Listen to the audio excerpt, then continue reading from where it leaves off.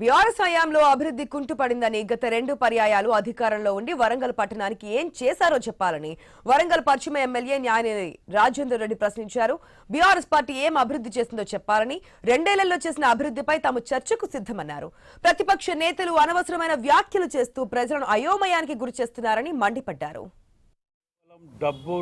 డబ్బుతోటి ఉంటేనే రాజకీయాలకు ముడిపడే విధంగా సామాన్యునికి అందుబాటులో లేకుండా చేసినటువంటి దరిద్రపు వ్యవస్థను తీసుకొచ్చినటువంటి ఈ బీఆర్ఎస్ పార్టీ ఉదయం లేస్తే ఓ జెమ్నీ సర్కస్ తీరుగా టెంట్లు ఇవ్వాలి, ఇక్కడ అయిపోగానే రేపు వరంగల్ జిల్లా, రేపు వరంగల్ అయిపోగానే జనగాం జిల్లా అనే విధంగా అభివృద్ధి ఈ 10 ఏళ్ళలో కుంటుపడేసి ఇక విమర్శలు చేయటమే ఓ పనిగా పెట్టుకున్నారు.